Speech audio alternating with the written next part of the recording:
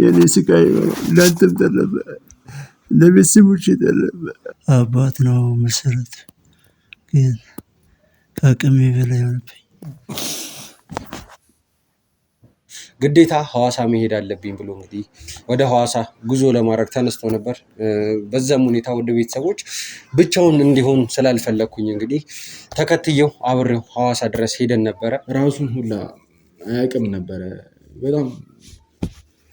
በጣም ደግሞ ውስጤን የሚረብሽ የባለቤቴና የልጆቼ ነገር ነው። በእናታችሁ እንዲህ እያላችሁ ሁላችሁም እየመጣችሁ ማየውን ነገር እያወራችሁ እኔን አታሰቀኝ። ነገር እያሰብክ ለቤተሰቦቼ፣ ለልጆቼ፣ ለባለቤቴ፣ ለአንተ ናትዬ እኮ አንድ ወንድ ልጄ፣ ብቸኛ ልጄ፣ አማካሪ፣ ሁለመናዬ የሆነ እሱ ነው እኮ። የናቲ አባትም እንግዲህ ወደ ቤተሰቦች ከኛ ጋር ወደዚህ ወደ አዲስ አበባ መጥተዋል። ምን ማለት ነው? አባት አይደለም ቢያንስ በዚህ ጊዜ አንድ ወንድማቸው እኮ ነው ያለው። አንድ ወንድማቸው እኮ ምን ብለው ይንገሩ? አይ ለቤተሰቦቼ መልሼ ዳንኩኝ። አስፈላጊ ከሆነ ከሀገር ወጥተህ መታከም ካለበት ትታከማለህ። መቆየት አለብህ። በጣም ታስፈልገኛለህ በይሳት። ናቲ ደግሞ የበለጠ ይታመምብኛል። ሌላ ማን አለኝ ብለህ ነው? ለእኔ ብላ ባከነች እኮ ይህን ያህል ጊዜ ባከነች እናትህ። እኔን ህመም ሳይ የእሱን ህይወት ይረሳዋል፣ ከዓላማው ይዘናጋል። ለእናንተ ለውድ ቤተሰቦች ያለውን ነገር እዚህ ጋር ለኔ ያድርገው ልጅ። አባዬ ምንድን ነው የምትለው? እባካችሁ ጸልዩልን፣ ፈጣሪ ከኛ ጋር እንዲሆን፣ እናንተም ከኛ ጎን ሁኑ እላለሁኝ። እንግዲህ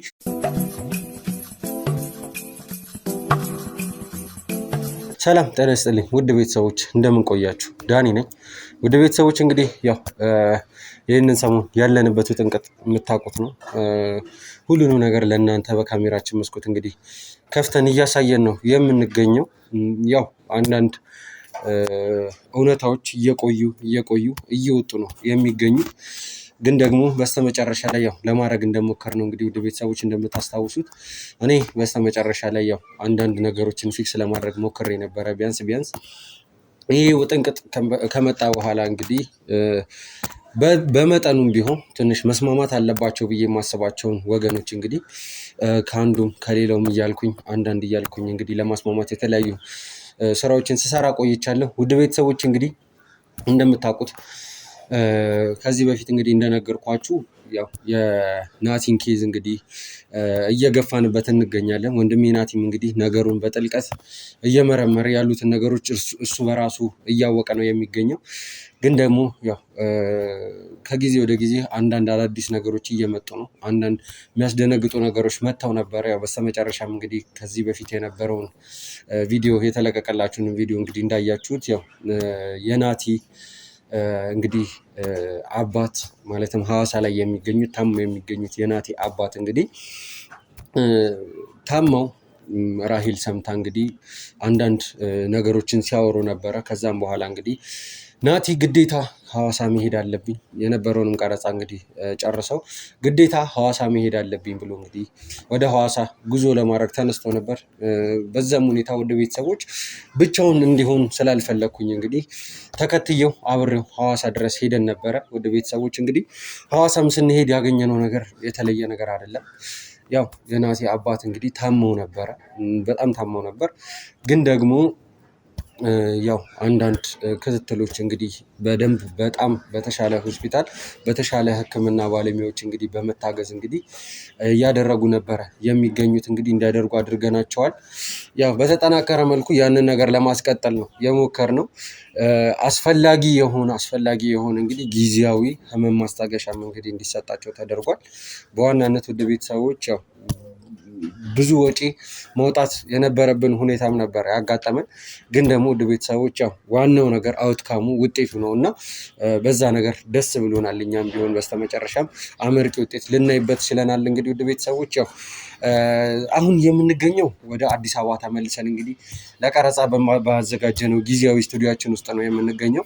እንግዲህ ወደዚህ ስንመለስ ውድ ቤተሰቦች ያው ከብዙ ነገር አኳያ ነው ወደዚህ ወደ አዲስ አበባ የተመለስነው። የናቲ አባትም እንግዲህ ውድ ቤተሰቦች ከኛ ጋር ወደዚህ ወደ አዲስ አበባ መጥተዋል። ሙሉ ቤተሰብ እንግዲህ እዚሁ ነው የሚገኘው። ምክንያቱም ሻል ያለ ላቅ ያለ ሕክምና እንግዲህ እዚሁ አዲስ አበባ ላይ ሊደረግላቸው አስበን ተዘጋጅተን ዝግጅታችንም ጨርሰናል። ለዛም ጭምር ነው ውድ ቤተሰቦች አሁን ላይ ሁኔታዎችን እንግዲህ እያመቻቸን ያለ ነው። እንግዲህ ውድ ቤተሰቦች እስቲ አቅም የሚኖራቸው ከሆነ እንግዲህ ያለውን ነገር ውድ ቤተሰቦች የናቲ አባት እስካሁን እንግዲህ በኮሜንት ላይ ምን ተሰምቷቸው ይሆን ይህንን ሁሉ ጉድ ሲሰሙ ይህንን ሁሉ ጉድ ሲያዩ ምን ተሰምቷቸው ይሆን እያላችሁ ውድ ቤተሰቦች እናንተም ቢሆን ጭንቀት እንዳለባችሁ ግልጽ ነው። እኛም ብንሆን እንግዲህ ይህንን ሁሉ እውነት እስካሁን አያውቁ፣ ማንም ሰው አልነገራቸው። ሁሉ ነገር ለሳቸው በፊት እንደነበረውና እንዳለው ነው የሚቀጥለው። ያው አንድና አንድ የሚያውቁት ነገር ምንድን ነው? እናት ወይዘሮ ቀለመወርቅ እንዲሁም ደግሞ ሶስቱ ሴቶቹ ልጆቻቸው ወደ አዲስ አበባ መጥተው እንግዲህ ከናቲ ጋር አብረው እንደሆኑ ብቻ ነበር የሚያውቁት። እንግዲህ ውድ ቤተሰቦች ሐዋሳ ላይም እንግዲህ ከናቲ ጋር እኔና ናቲ አንድ ላይ በሄድንበትም ሰዓት እንግዲህ የተፈጠረው ነገር እንዴት ልትመጣ ቻልክ ነው ያሉት። የመጀመሪያው ሰዓት ላይ እንግዲህ ከህመማቸው ትንሽ መለስ ሲልላቸው ማለት ነው። ውድ ቤተሰቦች ይሄን ነገር ያልጠበቁት ነገር ስለሆነ ነው። ግን ደግሞ ውድ ቤተሰቦች እንግዲህ አሁን እዚህ ከኛ ጋር ነው የሚገኙት። ያው እንግዲህ ወደዚህ እንዳልኳችሁ ወደዚህ ቦታ ይዣቸው መጣና ከእሳቸው ጋር አጠር ያለች ግልጽ ቆይታ ለማድረግ እሞክራለሁ። ውድ ቤተሰቦች ያው ቆይታ በማደርግበት ጊዜ ግን ሌላ አይደለም ማን እንደሆኑ ምን አይነት ሰው እንደሆኑ እናንተም እኛም በግልጽ እንድናውቃቸው ጭምር ነው። ከዛ በኋላ ደግሞ ስላለባቸው ህመም፣ ስለ ቤተሰባቸው ስላለው ነገር እንግዲህ እንዲያወሩ ነው እንጂ ሌላ አይነት ነገር አይደለም። ውድ ቤተሰቦች አሁን እዚህ ጋር ለመነጋገር የተገናኘ ነው። ስለዚህ ውድ ቤተሰቦች አሁን ላይ በቀጥታ ከናቲ አባት ጋር ወደማደርገው ቆይታ እመራችኋለሁ። አብራችሁን ቆዩ።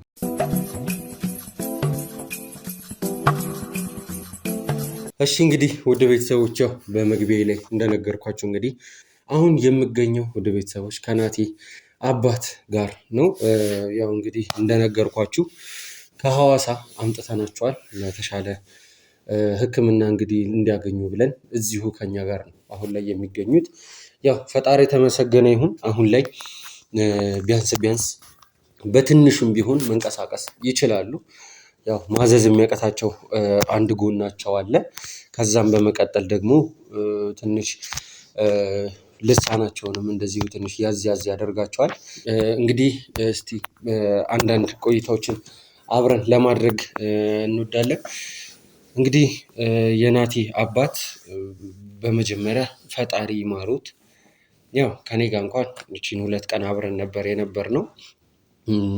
ወንድሜ ናቲም እንግዲህ ውጪ ላይ አንዳንድ ነገሮችን ለመጨረስ እየተሯሯጠ ነው የሚገኘው ከእርሶ ጤንነት ጋር በተያያዘ።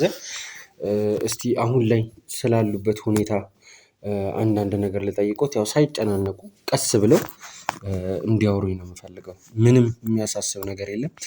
ስለ ጤናው ሁኔታ ብቻ ትንሽ ለውድ ቤተሰቦችም ገለጻ እንዲያደርጉላቸው ስለፈለግን ነው። አሁን እንኳን ተመስገን ትንሽ ለውጥ አለኝ። እኔ የጅቡቲ ሹፌር በነበርኩበት ሰዓት ቤተሰቤን ለማስተዳደር ደፋ ቀና ስል መልሼ ያው በእነሱ እጅ ወደኩ። በጣም ደግሞ ውስጤን የሚረብሸኝ የባለቤቴና የልጆቼ ነገር ነው። እናቴ ልጄም ለእኔ ብሎ ተሰቃየ። ባለቤቴም ያው አብራኝ የተሰቃየች ትገኛለች። ኧረ እባክሽን ተይ ሂጂና ቤተሰቦችሽን ጠይቂ ስላት በፍጹም ብላኝ እንቅልፍ ሁሉ የላትም። ሌሊቱን እኔ ስነቃ አብራ ትባንናለች። ቀን ደግሞ ከዛ ወደዚህ እያደረገችኝ አብራኛው በድካም ላይ ያለችው እሷም አብራኝ ደከመች። አይ ለቤተሰቦቼ መልሼ ዕዳ ሆንኩኝ። እኔ ለነሱ ብዬ በረሃ ለበረሃ እየተንከራተትኩ እንዳይቸገሩ፣ እንዳይራቡ፣ እንዳይጠሙ ብዬ አይ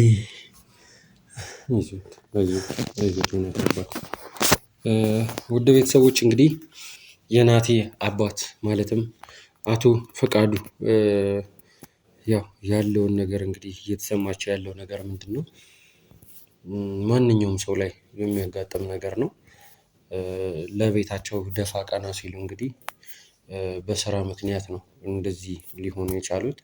ያው እሳቸው እንደነገሯችሁ የጅቡቲ ሹፌር ናቸው። በጅቡቲ ሀገር እንግዲህ እየተመላለሱ ነው የሚሰሩት። ያው መኖሪያቸው አንድ ላይ ሀዋሳ ነው ከወይዘሮ ቀለመወርቅና ከሙሉ ቤተሰባቸው ጋር ማለት ነው። እሳቸውን አሁን ላይ እያሳሰባቸው ያለው ነገር የእሳቸው መታመም አይደለም። ግን በዋናነት የሚያሳስባቸው እሳቸውን ቤተሰባቸው ላይ ተመልሰው ቤተሰቤን ቻልኩኝ ብለው ሸክም መሆናቸውን እሳቸውን የሚያሳስባቸው። ግን ደግሞ ይሄ ሸክም መሆን እንዳልሆነ እኔ እንዲረዱ እፈልጋለሁ አቶ ፍቃዱ። ምክንያቱም ይሄ ነገር የሚያጋጥም ነገር ነው። ህይወት ላይ በህይወት እያለን ቤተሰብ የምንመሰርተው አንድም ኑሯችንን ለመደገፍ አንድም ደግሞ የህይወታችን አንዱ አካል ነውና የህይወት አንዱ አካል ነው ካልን ደግሞ እዚህ ቦታ ላይ ያለን ሰው እንግዲህ አንቀያየምም። እንደዚህ አደረኩልህ ስለዚህ እንደዚህ አድርግልኝ አንባባልም። ማለት ቤተሰብ መሃልም ያለው ነገር እና የሚኖረው ነገር ይሄ ነው። ይሄ ነገር እንደ ውለታ ራሱ እንዲቆጥሩትም አልፈልግም እኔ ማለት ነው። ምክንያቱም ያው እርሱ የሚሰማዎት ነገር ስላለ ነው በዚህ ሁኔታ ውስጥ ስለሚገኙ። ግን ደግሞ ያው በዋናነት አባት ነው የቤቱ ራስ ማለት ነው። አባት ከሌለ አንድ ቤት ሊቆም አይችልም። አባት ማለት ምሰሶ ነው። አቶ ፍቃዱ እንደ እርስዎ ቢሆንማ ኖሮ እርስዎ እንደሚሉት ነገር ቢሆንማ ኖሮ ቢሳካልዎት ኖሮ እኮ ይሄንን ቤተሰብ ሌላ ትልቅ ደረጃ ላይ ሊያደርሱት እቅዶት የነበረው። ግን ደግሞ በእርሱ በሚታትሩበት እርሱ ደፋ ቀና በሚሉበት ሰዓት ላይ ነው ይሄ አደጋ የተከሰተው። እና እንደው ቁጭ ብለው እንኳን አይደለም ይሄንን ነገር ራሱ ግምት ውስጥ አስገብተው እንዲያወሩት ወይ ደግሞ እንዲያስቡትም ነው የምፈልገው። ለእርሱም ቢሆን ለአእምሮትም ጥንካሬ ይሰጥዎታል። ምናልባት እኮ አእምሮት እንዲድኑ የሚነግሩት ከሆነ የምናገግምበት ጊዜ አንዳንድ ጊዜ ቅርብ ሊሆን ይችላል። እባክዎትን አሁን ስሜታዊ አይሁኑና እስቲ አሁን ስላለው ስለ ህመሙት እስቲ ስለሚሰማዎት ነገር ንገሩኝ። ሸክም ሆንኩባቸው። አሁን ስኳሩ ነው ትንሽ ከፍ እያለ እያሰቃየኝ ያለው። የሆነ ሰዓት ዝቅ ይላል የሆነ ሰዓት ደግሞ ከፍ ይላል። በዛ ላይ ሰመመን ውስጥ ይከተኛል። ምንም የማላውቀው ውስጥ በቃ አንዳንዴ ራሴን ሁሉ የምስትበት ጊዜ አለ። አሁን ትንሽ ለውጥ አለኝ። በዚህ ላይም ሆኜ የሚያስጨንቀኝ ነገር የቤተሰቦቼ የባለቤቴ የልጆቼ ጉዳይ ብቻ ነው። አሁን እንዴት አድርገው ይኖራሉ? እንዴት አድርገው አንተ እኮ ብለሃል እኮ ቅድም አባት ነው መሰረት። ግን ከአቅሜ በላይ ሆነብኝ። እዛ ጅቡቲ እንኳን እያለሁ በቃ ህልውናዬ እነሱ ናቸው። ለእነሱ ብቻ ነው መኖር የምፈልገው። ያለ እነሱ ህይወት የለኝም። እነሱ ባለቤቴም ሆነች ልጆቼ እኔን ቢያጡ ምን ይሆናሉ? አይ ባላሰብኩት ሰዓት ይኸው እንደዚህ ሆኜ ጉድ ሆንኩኝ።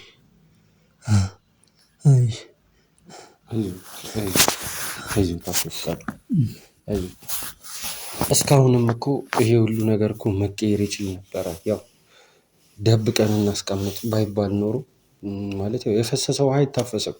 እኛ ማድረግ ያለብንን ነገር አሁን ላይ ማድረግ ነው እንጂ። ግን ደግሞ ይሄ ሁሉ ላይፈጠር የሚችልበት አጋጣሚ ይኖር ነበረ። ምን ልሎት ፈልጌ ነው። ያው ሳይቃጠል በቅጠል ነው የሚባለው አይደለ አባባሉ ራሱ። ገና ይሄ ችግር እንደተፈጠረ ማለት በእንደዚህ አይነት ሁኔታ ሆነው ወደ 4 አመት ከ3 ዓመት በላይ ሆኖታል። ይህንን ነው እኔ የሰማሁት የማውቀው። ምናልባት ከጊዜ ወደ ጊዜ ትንሽ የህመሙ ሁኔታ በጣም እየጨመረ ይመጣ ይሆናል እንጂ ሲጀምር ማንኛውም በትንሹ ነው የሚጀምረው እና ይሄ ነገር መጀመሪያውኑ እንዳጋጠመ እንደው ለልጆት ለናቲ አውቆ ቢሆን ኖሮ ቢያንስ የተሻለ ሕክምና የተሻለ ነገር ማግኘት የሚችሉበትንም ሁኔታ ሊያመቻች ይችል ነበረ። አናውቅም ሊፈጠር የሚችለውን ግን ደግሞ ያው አለ አይደለ ቢያንስ ኖሮ እሱ ቢያውቅ ኖሮ ይሄን ሁሉ ነገር ላይመጣ የሚችልበትን እድል ይፈጠር ነበረ። ተው ናትዬ እኮ አንድ ወንድ ልጄ ብቸኛ ልጄ አማካሪ ሁለመናዬ የሆነ እሱ ነው እኮ። ምን ብዬ ነው ለናቲ አመመኝ ብዬ ብነግረው?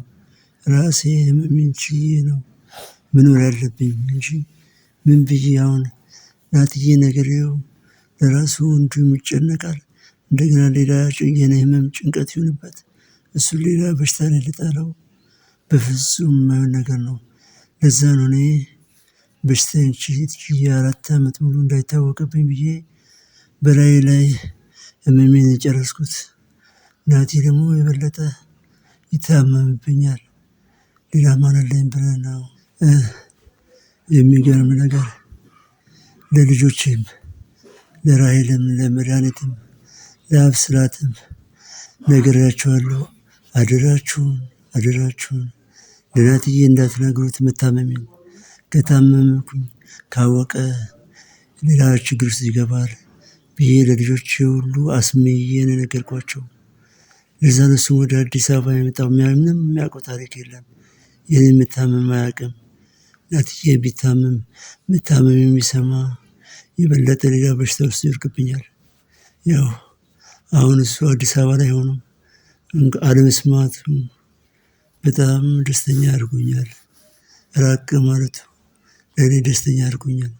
ቢያንስ እዛ እንኳን ሆኖ ራሱን ይለውጥ እስከመቼ ድረስ እኔ ጋ ሆኖ ይኖራል ብዬ ነው ያሰብኩት። ምክንያቱም ደግሞ እኔን ህመም ሲያይ የእሱን ህይወት ይረሳዋል፣ ከዓላማው ይዘናጋል። አሁን ግን የኔን ህመም ስለማያውቅ በራሱ ዓላማ ይጓዛል።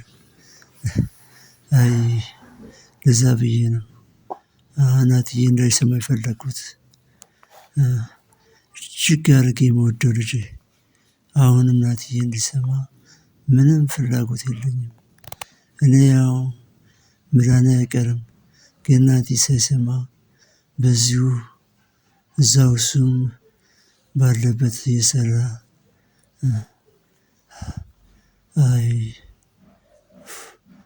ያው ብዙ ሳወራ ቃላት ይቅርታ። ችግር የለውም። ይገባኛል። ቢያንስ ያው ያሉበትን ሁኔታ ለማወቅም ስለፈለኩኝ ነው። እኔ ማድከም አልፈለግም እርስዎንም ቢሆን ከዚህም በላይ ማለት ያው እንደሚያውቁት እንግዲህ ያው ሐዋሳ ድረስ ስንመጣ ናቲም እንደዚህ መሆኖትን ሲያይ እንግዲህ የተፈጠረውን ነገር ያስታውሳሉ። በጣም ስሜታዊ ሆኖ ነበር፣ በጣም ከሚባለው በላይ። እንደውም ልክ እንደመጣን የነበረውን ሁኔታ ነቅተው እንኳንም አላዩ ነው የምለው። ምክንያቱም ናቲ የሚይዝ የሚጨብጠውን አጥቶ ነበረ። እንደው እንደ እብድ ሁላ ሲያደርገው ነበር የነበረው። ግን መረጋጋት ግዴታ ስለሆነ ተረጋግቷል። በጣም ስሜቱ ተጎድቷል። እርሱን በዚህ ሁኔታ ሆነው ማየት ራሱ አይደለም ለሱ አባቱ ሆነው ይቅርና ለኔ ራሱ ከምሎት በላይ ነው በጣም የከበደኝ ለመቀበል ራሱ። ምክንያቱም ማንም ሰው መታመም የለበትም። በተለይ ደግሞ በዚህ ልክ በጣም ከባድ ነው። ግን ደግሞ አሁንም ቢሆን እኔ እርሱን ማድከም አልፈልግም። ብቻ ራስዎትን ለመንከባከብ ጥረት ያድርጉ ነው የምለው። ምክንያቱም ዋናው ነገር እዚህ ጋር አይምሮአችንና ልባችን ነው። አይምሮአችን ጥሩን የሚያስብ ከሆነ ልባችንም ደግሞ እንደዚሁ በጥሩ መልኩ ቀና ልብ ከሆነ ያለን ቢያንስ ውስጣችን ሰላም ይሆንና ህመማችን ላይ ፎከስ አድርገን ከዛም በኋላ ማስተካከል ያሉብን ነገሮች ላይ እንግዲህ በጥልቀት እንገባባቸዋለን። እኛም ቢሆን ከእርሶ የምንፈልገው አሁን ይሄ ነው። እስካሁን ያስጨንቆት የነበረው ነገር የልጆት የናቲ መስማትና አለመስማት፣ ከዛም ማለፍ ሲል ደግሞ የቤተሰቦት ሁኔታ ነው። ምን በልተው ያድሩ ይሆን? ምን ጠጥተው ያድሩ ይሆን? አሁን ሁሉም እንግዲህ እንዳየኋቸው በጣም ትልልቆች ልጆች ናቸው። ሁሉም ለራሱ ያውቃል። ክፉና ደጉ መለየት አይደለም እንደው ሰርቶ ራሱ ማሳየቱን ራሱ ይችልበታል። ክፉም ሆነ ደግም ሆነ ማድረግ የሚችልበትን እድሜ ላይ ነው ያሉት። አሁን ሁሉም የራሱን መንገድ መምረጥ የሚችልበት እድሜ ላይ ነው ያለው እና ቢሆንም የኔ መልፋት ይሻል ነበረ እኮ። እነሱ እኮ ገና እንደ አዲስ ነገር ነው የሚጀምሩት እኮ ገና ህይወትን። እኔ እኮ በእኔ ህይወት ነበር እኮ የሚኖሩት። ልክ ነው። ግን ደግሞ ከባድ ነው አውቃለሁ፣ ከባድ ነው። እርስዎ እንደዚህ እያሰቡ በዚህ ሁኔታ በቀጠሉ ቁጥር ድነው በጊዜ መድረስ ያለቦትን ለልጆችዎት መድረስ ፈልጋለሁ ብለው የሚያስቡትን ሁላ እንዳያደርጉ ነው የሚያደርጉት። ይህ ሀሳብ ማለት እኔ አውቀዋለሁኝ። እኔ በራሴም ደርሶ ስላየሁት ነው እንደዚህ የምሉት። ማለት አይምሯችን ጤነኛ ካልሆነ፣ አይምሯችን ትክክል ነገርን የማያስብ ከሆነ እስከ መጨረሻው በዚሁ መንገድ ነው ልንሄድ የምንችለው። ማለት ህመማችንን ራሱ ለማዳመጥና ምን አይነት ነገር ለህመማችን መፍትሄ ሊሆን ይችላል የሚለውን ራሱ ማየት በጣም ነው የሚከብደን። ስለዚህ እርስዎ አሁን ላይ ምንም እንዲጨነቁ ስለ ቤተሰቦት እንዲያስቡ አልፈልግም። ያው ማሰቦት አይቀርም እኮ፣ ግን ደግሞ ቢያንስ ይሄ መጨነቅ የሚለውን ነገር ቢያንስ ቢቀንሱት ጥሩ ነው። ለምን አሁን ላይ ናቲም አለ፣ ሁላችንም አብረን አለን እና እንዳያስቡ ልሎት ፈልጌ ነው። ያው እኔ ከዚህ በላይ እርስዎን ማድከም አልፈልግም። ናቲም ሳይመለስ አይቀርም። ያው ባለሙያዎቻችን ከኋላ ሆነው ከካሜራ ጀርባ ሆነው ምልክት እየሰጡኝ ነው። እርስዎም አንዳንድ ምርመራዎችን ማድረግ አለቦት። አሁን ከውድ ቤተሰቦች ጋር ይሄን ያክል ካስተዋወቅኩት ይበቃል። እንግዲህ ያለውን ነገር ውድ ቤተሰቦች ስለሳቸው ጤና ሁኔታ ያለውን ነገር እንግዲህ እኔ እየተከታተልኩኝ የማሳወቃችሁ ይሆናል። ውድ ቤተሰቦች ያው ናቲ የሚመጣ ከሆነ እንግዲህ እዚህ ቦታ ላይ ደግሞ በድጋሚ እስቲ እንግዲህ ከናቲ ጋር ሆነን አንዳንድ ነገሮችን አብረን የምናወራ ይሆናል። እኔም መኖርም ካለብኝ የምኖር ይሆናል። ካልሆነ ደግሞ ያው ናቲም እዚህ ጋር ቁጭ ብሎ እንግዲህ ከአባቱ ጋር የሚያደርገውን ንግግር እንግዲህ የምናይ ይሆናል። ወደ ቤተሰቦች እንግዲህ ያው በኮሜንት ላይ አሁንም እንግዲህ የምናስቸግረው እናንተን ነው፣ ሌላ አይደለም። በያላችሁበት ሆናችሁ ከዚህ በፊት እኛ በእንደዚህ አይነት ሁኔታ ውስጥ እኛ ታመን በነበርንበት፣ እኛ ችግር ውስጥ በነበርንበት ሁኔታ እንግዲህ በጸሎታችሁ እንደምታገዙ ሁሌም እንደምታደርጉልን እንግዲህ ውድ ቤተሰቦች አሁንም ቢሆን አንድ ማስቸግራችሁ ነገር አቶ ፍቃዱ ማለት እኛ ማለት ናቸው። ሁላችሁም በምትጸልዩበት ሰዓት እንግዲህ እሳቸውንም እንድታሰቧቸው፣ እሳቸውን አሰባችሁ ማለት እኛንም አሰባችሁ ማለት ነው። ወንድማችሁ ናቲን አሰባችሁት፣ ልጃችሁ ናቲን አሰባችሁት ማለት ነው። ውድ ቤተሰቦች አንድና አንድ ላስቸግራችሁ የምፈልገው ነገር እኔ እባካችሁ ጸልዩልን። ያለው ነገር እንግዲህ በሰላም እንዲጠናቀቅ ከበድ ያለ የሕክምና ሂደትን ነው አሁን ላይ ያስጀመርንላቸው። በአጭር ጊዜ ውጤታማ ይሆናል ብለን ተስፋ እናደርጋለን። እስካሁን ራሱ መቆየት ያልነበረበት ነገር ነው አሁን ላይ መሰራት የጀመረው። ውድ ቤተሰቦች አንድ ማስቸግራችሁ ነገር አሁንም ደጋግሜ እባካችሁ ጸልዩልን። ፈጣሪ ከኛ ጋር እንዲሆን እናንተም ከኛ ጎን ሁኑ እላለሁኝ። እንግዲህ ያለውን ነገር እንግዲህ እየተከታተልኩኝ ማሳወቃችሁ ይሆናል። አብራችሁን ቆዩ። አደራን እንግዲህ ያው እንደምታይ ጤነኛ ነው ብለህ በደንብ አድርገህ ናቲን አሳምነው። በደንብ ለውጥ አለው ተሽሏችኋል ብለህ ንገርልኝ። ችግር የለውም። ያው አሁን ላይ እሱ ራሱ ስላወቀው እኔ ምንም ልለው አልችልም። አቶ ፍቃዱ እዚህ ጋር ይሄን ያክል እኔ ልደብቀው የምችለው ነገር አይደለም። ማለት ናቲም ያየው ነገር ነው።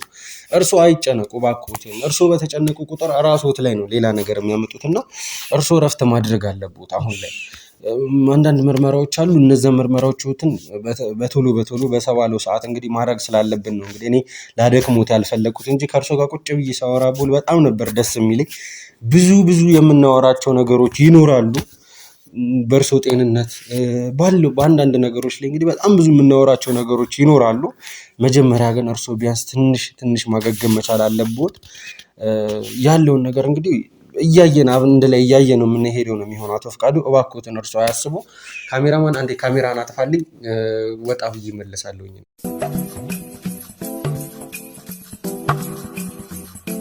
ሰላም ጤና ይስጥልን ውድ ቤተሰቦች እንደምን ቆያችሁልኝ? ናቲ ነኝ። እንግዲህ ውድ ቤተሰቦች አሁን የተገኘሁትኝ ከአባቴ ጋር ነው። ውድ ቤተሰቦች በባለፈው ቪዲዮ ላይ እንደተመለከታችሁት እንግዲህ ከእህቴ ጋር አንዳንድ ቆይቶችን እያደረግን ነበረ።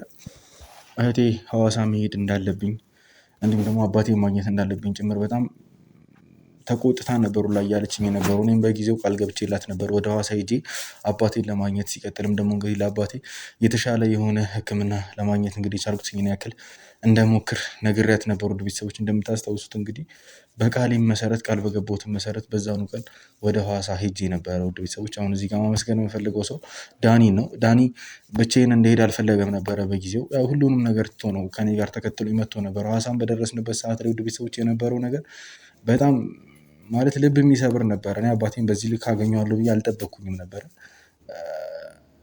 አባቴ ማለት አሁን እንደዚህ እንደምታዩት አይደለም። ሐዋሳ በምደርስበት ሰዓት በጣም ማለት ራሱን ሁላ አያውቅም ነበረ። በጣም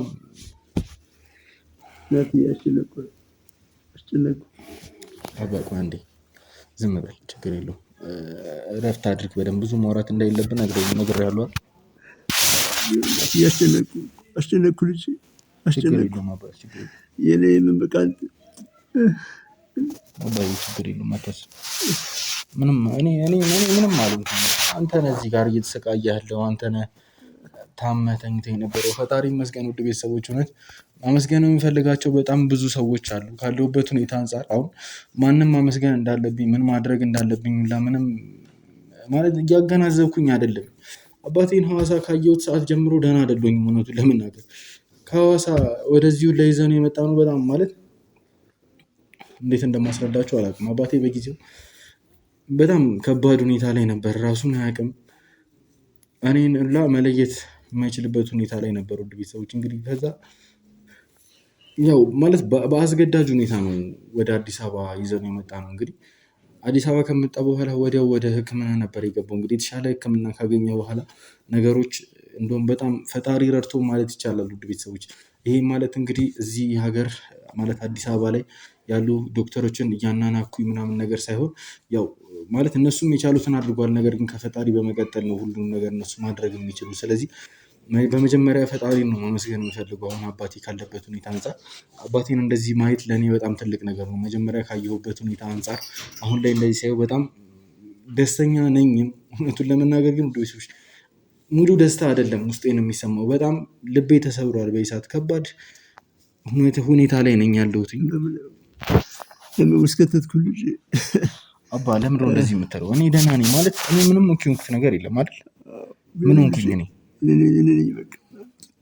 ምን አደረከኝ? አንተ ምን አደረከኝ? አንተ ፈልገህ ያመጣው ነገር ነው እንዴ? ቢሆንም አንተ ፈልገህ ያመጣው ነገር አይደለም። ይላባ አሁን እዚህ ጋር የተገኘሁበት ምክንያት እውነቱን ለመናገር ውድ ቤተሰቦች እናንተ የምታውቁት ያክል በዚህ ሁኔታ ላይ ሆኜ እንግዲህ ካሜራ ፊት መቅረብ አልፈልግም። በጣም በብዙ ነገር በጫና ውስጥ ነው ያለሁት። ለእናንተ ለውድ ቤተሰቦች ያለውን ነገር እዚህ ጋር ለሊያድገው ልጅ አባዬ ምንድን ነው የምትለው? ምንድን ነው እያወራህ ያለው? አስከተትኩ ልጅ የምን ጫና? ይኸውልህ እኔ በአንተ ምክንያት አይደለም።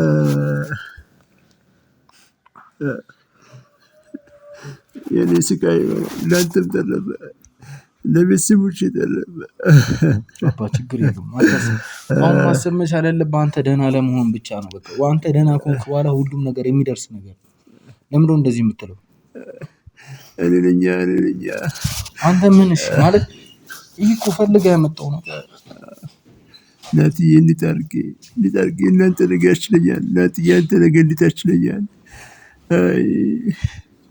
ስንት ነገር እያሰብኩ ለቤተሰቦቼ፣ ለልጆቼ፣ ለባለቤቴ፣ ለአንተ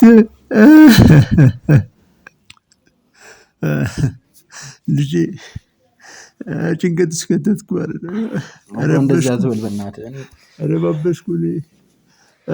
በእናታችሁ እንዲህ እያላችሁ ሁላችሁም እየመጣችሁ ማየውን ነገር እየወራችሁ እኔን አታሰቀዩኝ። በቃ እንደዚህ አትበል። እኔ የሚፈልገው አንተ ደህና ሆነ ማየት ብቻ ነው። ለምንድነው እንደዚህ እያልክ የምታስጨንቀኝ? ጭራሽ እናትን አስጨነቅኳት፣ አንተን አስጨነቅኩ። ግዴታችን ነው። አንተኛን ለማሳደግ ተጨንቀህ የለ እንዴ? ቢሆንም በቃ እኛ በቻልነው አቅም ለአንተ መጨነቅ መቻል አለብን። ይሄ ምንም ማለት አይደለም። አባ በእናትህ እኔንም ተረዱኝ። በጣም ጭንቀት ውስጥ ነኝ ያለሁት። በቃ ይሄን ነገር ተረዱኝ። እናንተ ደህና ሁኑ። ቤተሰቦች የተስተካከለ ሁኔታ ላይ ሆናችሁ ነው ማየት የምፈልገው። አሁን አንተ እዚህ መጥተሃል፣ ፈጣሪ ይመስገን የተሻለ ሕክምና እያገኘ ነው። ምናልባት ፈጣሪ ከረዳን ነገሮች በቅርቡ የተሻለ ሆነው እንግዲህ ራስን ችለህ መንቀሳቀስ ትችላለህ ብዬ አስባለሁ፣ ከፈጣሪ ጋር ማለት ነው። እስከዛ ድረስ ግን በቃ እንደዚህ እያልክ ጭራሽ እኔን አታሳምመኝ።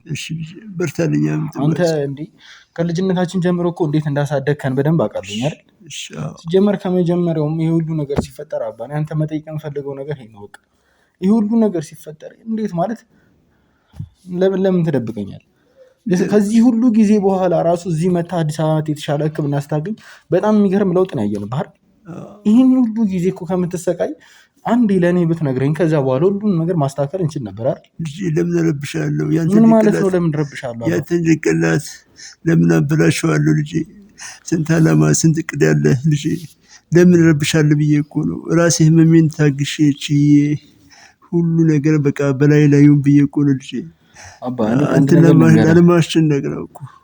የትኛውም የኔ ህልም የትኛውም የኔ ፍላጎት ያለ ቤተሰቦች ባዶ ነው። በቃ እኔ የምኖረውም እየኖርኩም ያለሁት ለእናንተ ነው። ሌላ ምንም የሚያጓጓኝ ህይወት የለኝም። በደንብ ታውቃለህ አንተ። በቃ እኔ ምን ብዬ እንደማስረዳችሁ አላውቅም። ሁላችሁም ይሄን ነገር በመደበቃችሁ ለእኔ በጣም የተቀየምኳችሁ። በክፋት አይደለም፣ ክፋት ሆኖ እንዳታይብን። እነሱም እኮ አንተ እንዳትጨነቅ ብለው እኮ ልጄ። ምን ማለት ነው አባቴ አይደለም? ቢያንስ በዚህ ጊዜ አንድ ወንድማቸው እኮ ነው ያለው። አንድ ወንድማቸው እኮ ምን ብለው ይንገሩ? እኔ እኮ ቢያንስ እነሱ ይረዱኛል። አንተ ግን ትጨነቅብኛለህ፣ ሌላ ህመም ሌላ በሽታ ወሰድክብኛለህ ብለህ ብዬ እኮ ነው ልጄ። እንደዚህ አታስብ።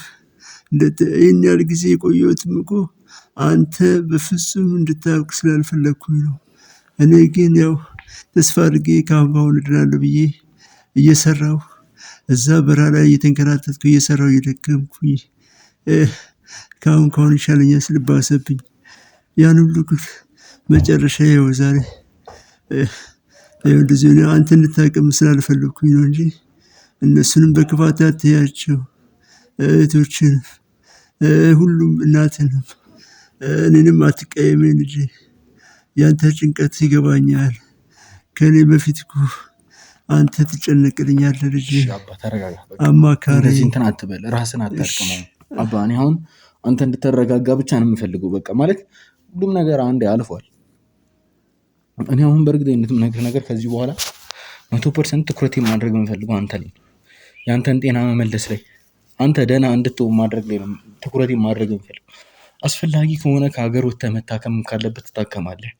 እዚሁም አዲስ አበባ ውስጥ ኢትዮጵያ ውስጥ የተሻለ ሕክምና ካለ በእርግጠኝነት ሁሉም ነገር ለአንተ ጥሩ የሚሆነው ነገር በሙሉ ይደረግልሃል። የምፈልገው አንተ ራስህን አረጋግተህ ጤና ላይ ትኩረት እንድታደርግ ብቻ ነው። እህቶቼም ለእናቴም እኔ ያለሁላቸው። በቃ ስለ ሁሉም ነገር አንተ እንዳትጨነቅ አባ።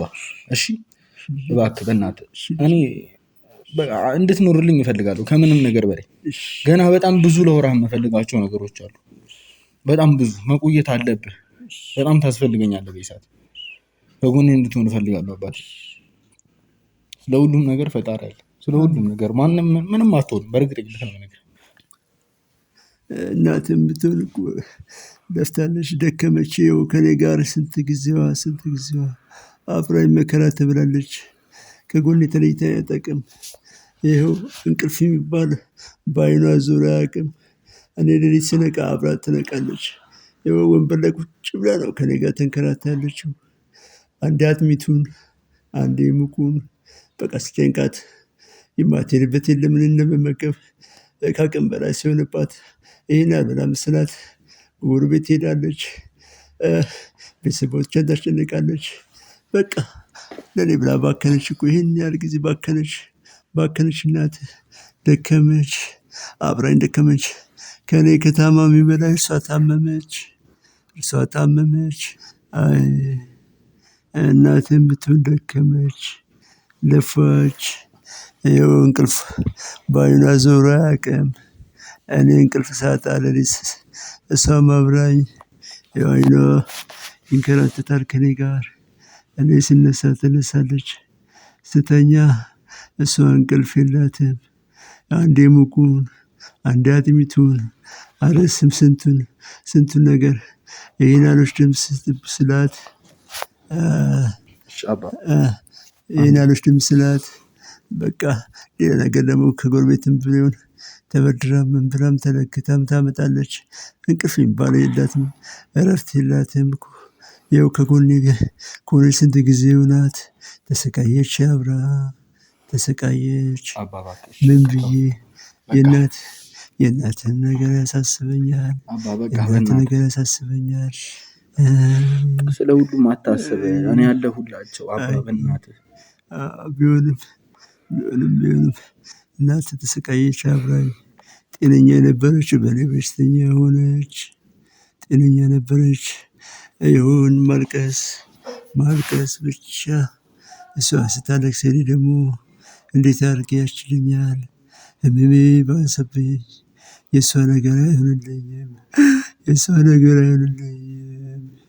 ልጄ ተረጋጋ። በቃ አብራኝ ተሰቃየች። ስማኝ፣ ከአንተ ለእኔም እናቴ ነች አይደል? ችግር የለውም ማለት ሁሉንም ነገር እኔ አለሁ። በቃ ሁሉንም ነገር እሺ። እኔ ማለት አስተካክሏለሁ። ለእናቴም ለእህቶቼም ምን ያለውላቸው እንዴ? እኔ ያለውላቸው በቃ እኔ እንድታደርግ የምፈልገው ብቸኛ ነገር አትርክስ ልጄ፣ ጤና ላይ እንድታተኩር ነው። አላለቀስኩም፣ ችግር የለውም። ጤና ላይ አተኩር በቃ። ደህና ሁን አንተ፣ ሌላውን ተው። ደህና እንድትሆን ብቻ ነው የምፈልገው። ከዛ ብዙ የምናወራቸው ነገሮች አሉ፣ በጣም ብዙ የምናወራቸው ነገሮች አሉ በጣም። ስለዚህ አንተ መጀመሪያ ዳንልኝ በቃ፣ ሌላውን ነገር ለእኔ ተው። እናትን አበርታት ልጄ፣ እህቶችን አበርታችሁ። እናትህ በተለይ ደክማለች፣ ለፍታለች። ከጎኔ ስቃያን አይዞሽ ብላት ከኔ ጋር ስንት ከተቀመጠች እረፍት የላት፣ ድካም ብቻ። ኧረ እባክሽን ሂጂና ቤተሰቦችሽ ጋር እንኳን እረፊ። እስከዛ እነ መዲ ያሉ እነ አብስላት እነ ራሄልዬ አሉ። ሂጂና እረፊ ስላት ቤተሰቦችሽ ጋር በፍጹም አለች። አንድ ቀን ብቻ አትሄድም አይደል አባት? የኔ ምስኪን አባት። አዎ ናቲ ምን ብላ ቤተሰቦቿ ጋር ትሄዳለች? እኔ እያለሁ የኔ ህመም እያስጨነቃት ምን ብላ? አባቴ እኔ በቃኝ ማለት ከዚህ በላይ አልችልም። በቃኝ። እሺ ምንም አታወራ። በቃ እረፍት አድርግ። ብዙ ነገሮች እናወራለን። አንተ ጤና ላይ ብቻ አተኩር። እሺ ልጄ እባክህ በቃ ምንም አትበለኝ። ደህና ሁን። ሌላው ነገር ምንም ተርፍ ነው። በእኔ ምክንያት አትታመም ልጄ። እሺ አባት። ውድ ቤተሰቦች፣ እኔ ከዚህ በላይ ከአባቴ ጋር ቆይታ ማድረግ አልፈልግም፣ አልችልምም ጭምር። በቃ ማለት ከአቅሜ በላይ የሆነብኝ ሁሉም ነገር እና በቃኝ። እኔ አልችልም። አጥፋልኝ ካሜራውን አጥፋልኝ በቃ።